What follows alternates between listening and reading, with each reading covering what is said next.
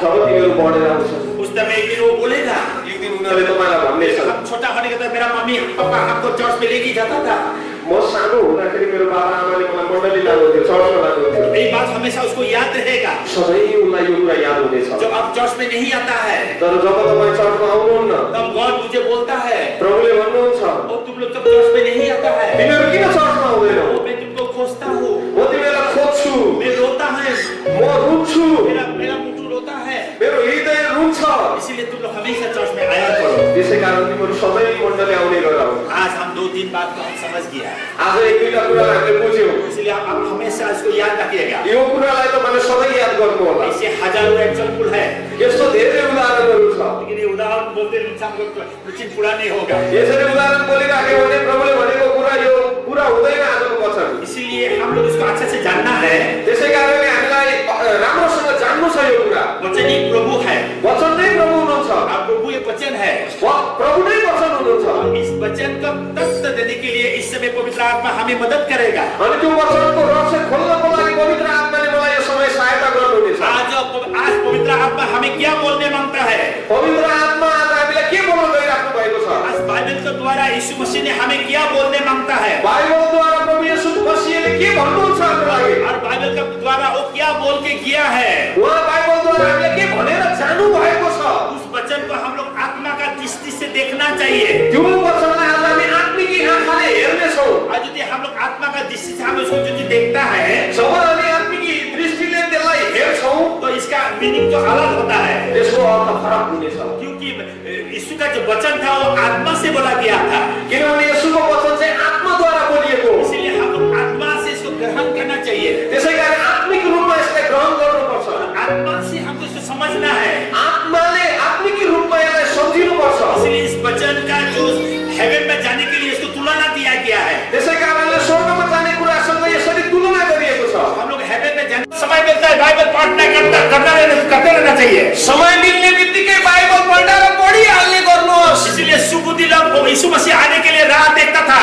जब ती सुबुद्धि बुद्धिमती कन्याहरू यसो आउनुहुन्छ भनेर बाटो हेर्दै थिए और आत्मा में जगा हुआ था, आत्मामा जागा थिए, आत्मा का दिया जला के रखा था, आत्मिक दियो जलेर बसेको थियो, आत्मा का तेल से भरा हुआ था। आत्मिक तेलले भरिएको थियो। वो लोग प्रार्थना कर रहा था, उनीहरू प्रार्थना गरिराखेका थिए और गॉड ने उनको बोला है, अनि प्रभुले उनीहरूलाई भन्नुहुन्छ, पवित्र आत्मा उनको बोल रहा है, पवित्र आत्मा भन्नुहुन्छ, प्रार्थना में प्रार्थना करते रहो। प्रार्थना गरिरहो।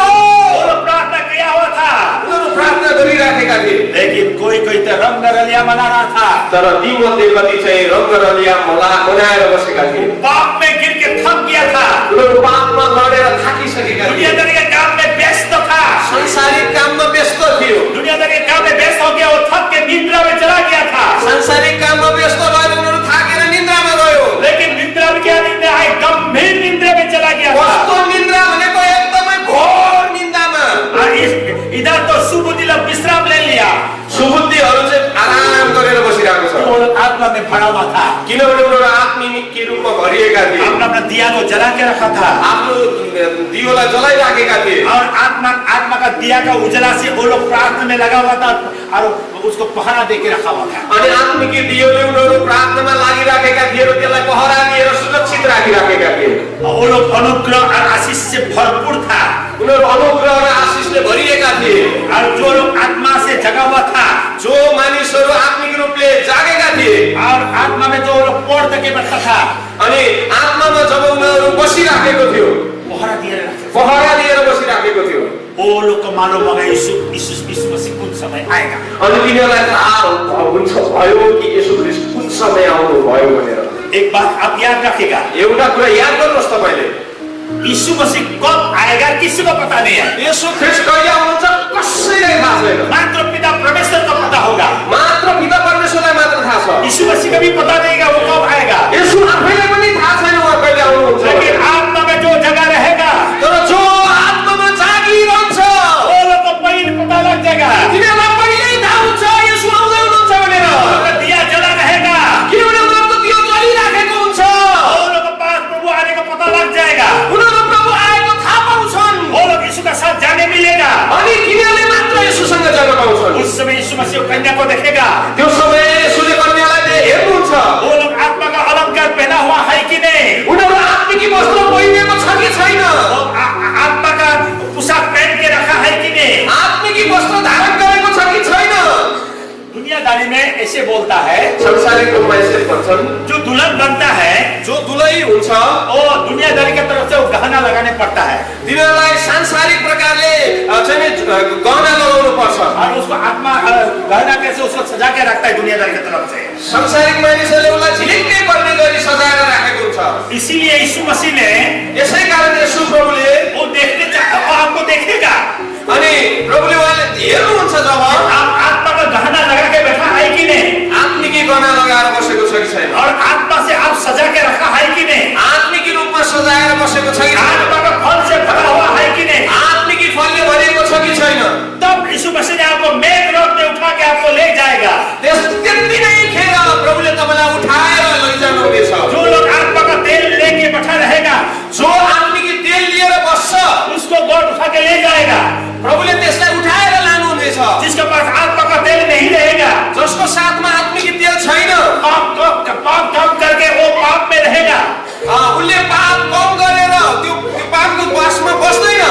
उस समय वो देखेगा, उसले हेर्दाखेरि उसले देख्छ, उस समय वो देखेगा, उसले त्यो हेर्दाखेरि देख्छ, ओ देखो, ऊ हेर, ओ देखो, ऊ हेर, ओ इस समय दूल्हा आ रहा है, ऊ दुल्हा आउँदै हुनुहुन्छ, गराउँदैछ, गराउँदैछ, मतलब बाजा बजाता है ना उसको बताए, बाजा बजाएर गराउँदै हुनुहुन्छ कि ऊ हेर प्रभु आउँदै हुनुहुन्छ। हिंदी में बोलता है ना, उसको हल्ला हो रहा है, उसको बजा बजा रहा है, अभी दूल्हा आ रहा है। अनि त्यहाँनिर दुल्हा आउँदाखेरि संसारीमा के हुन्छ, ऊ दुल्हा आयो कति आयो भनेर झन् रमाउँछौँ। त्यस्तै गरी यसो आउँदा तिनीहरू रमाउनेछन्। यीशु मसीह आज हम लोग को बोलने मांगता है, यसु प्रभु आज हामीलाई बोल्दै हुनुहुन्छ। और दूल्हा कौन समय आएगा किसी को मालूम नहीं, दुल्हा कुन समय आउँछ कसैलाई थाहा छैन। इसीलिए मैथ्यू चैप्टर 25 वर्स 6 में बोला गया है, त्यसै कारणले मत्ती 25 को 6 पदमा भनिएको छ, मध्यरात्रि में देखो उस समय दूल्हा आ रहा है, मध्यराति हेर त दुल्हा आउँदै हुनुहुन्छ।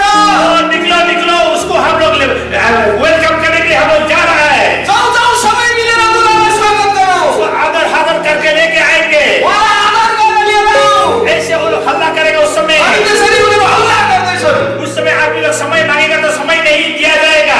अरू मान्छेले समय माग्यो भने त्यतिखेर समय दिँदैनन्। जो लोग आत्मा में जगह रहेगा वो लोग दूल्हा को लेने के लिए आगे बढ़ेगा, जो आत्मामा जागा रहन्छन् तिनीहरू दुल्हालाई लिन अगाडि जान्छन्। और दूल्हा को आदर हादर करके वेलकम करके लाने के लिए मौका मिलेगा उसको। अनि ती आत्मामा जागेकाहरूलाई चाहिँ दुल्हालाई स्वागत गरेर ल्याउने समय मिल्छ। पाप काम में भरा हुआ रहेगा, जो पाप काममा भरिरहन्छ, काम करालिया में भरा हुआ रहेगा, संसारिकपनमा रमाइरहेको हुन्छ, और गंभीर निंदा में रहेगा, गम्भीर निन्द्रामा रहन्छ। वो लोग दूल्हा आने के लिए पता नहीं चलेगा। तिनीहरूलाई दुल्हा आएको थाहा नै हुँदैन। ये भाई बहन लोग, दाजुभाइ दिदीबहिनीहरू, लास्ट टाइम में से होगा। परमेश्वर तपाईँलाई प्रेम गर्नुहुन्छ। आप इसे नहीं सोचना है कि मैं कुछ नहीं जानता हूँ, यसरी नसोच्नुहोस् मलाई केही पनि थाहा छैन भनेर।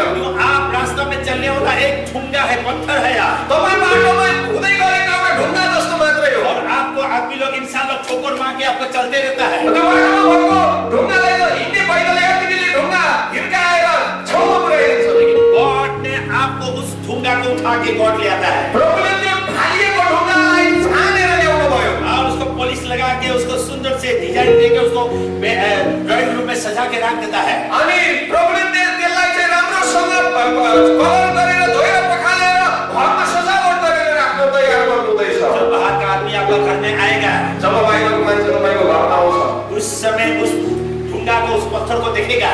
जब ढुङ्गालाई देख्छ, अरे रास्ता का पत्थर इतना अच्छा लगता है ड्राइंग रूम में, उसले भन्ने छ कि बाटोमा फालेको ढुङ्गा यति राम्रोसँग सजाएर राखेको। सब लोग उस पत्थर को देखेगा। तब जब मानिसहरूले त्यो ढुङ्गालाई देख्छन्, जब आप रास्ता में था तो आपको कोई नहीं पूछता था, बाटोमा हुँदाखेरि तपाईँलाई कसैले हेर्दैन थियो, हमेशा आपको कुचल के चला जाता था, सबै तपाईँलाई कुल्चिएर जान्थे मान्छेहरू। किंतु गॉड ने आपको उठाने वाला हुआ है। तर अब प्रभुले तपाईँलाई उठाउँदै हुनुहुन्छ। कभी भी आप अपने को मतलब हम नाचे हैं तो नहीं सोचना है, म नाथे काम नलाग्ने भनेर कसैले पनि आफैले आफूलाई नसोच्नुहोस्। आप सोचना है कि गॉड मेरा साथ है। यसरी सोच्नुहोस् कि प्रभु मेरो साथमा हुनुहुन्छ। आपसे पाप हो सकता है, हो मबाट पाप हुन सक्छ, लेकिन आप चर्च में जाना कभी भी नहीं, चर्च से कभी दूर नहीं रहना है। तर पाप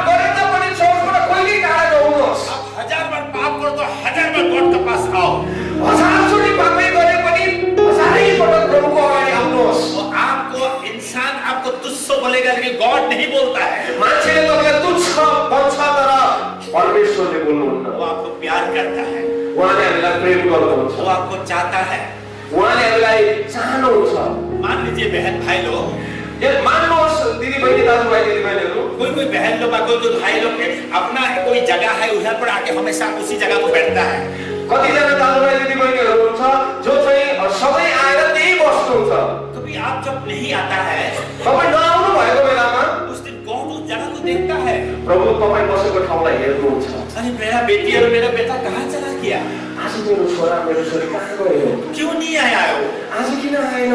वो देखता है कहाँ चला गया, प्रभुले हेर्नुहुन्छ, भन्नुहुन्छ कहाँ गयो मेरो छोरा। वो दुख करता है, उहाँलाई दुःख लाग्छ, वो बहुत दुख करता है। उहाँलाई एकदमै दुःख लाग्छ। चिंता आया है उसके लिए वो परवाह नहीं करता है। जति आउनुभयो त्यसको मतलब राख्नुहुन्न। वो जानता है वो तो मेरा ही है, यहाँ आएको त मेरै भइहाल्यो नि, वो आप क्यों नहीं आया है? तर नआएको चाहिँ किन आएन? कहाँ चला गया है? कहाँ गयो? मेरे सिंदूर कहाँ चला गया? मबाट टाढा कहाँ भयो? वो आपको तलाशता है। उहाँ हामीलाई हेर्दै हुनुहुन्छ। मेरे भाई बहन लोग, प्यारो दाजुभाइ दिदीबहिनी, एक छोटा सा बात है, यो सानो कुरा हो, लेकिन एक छोटा बात नहीं है प्रभु के लिए। तर प्रभुको लागि सानो कुरा होइन। इसलिए हमेशा आप बहुत इम्पोर्टेंट है प्रभु के लिए। त्यसै कारण सबै तपाईँ प्रभुको लागि मूल्यवान हुनुहुन्छ। आइए हम प्रार्थना करते हैं। आउनुहोस् हामी प्रार्थना गरौँ। प्रभु इस समय आपको धन्यवाद देता हूँ। प्रभु म यो समय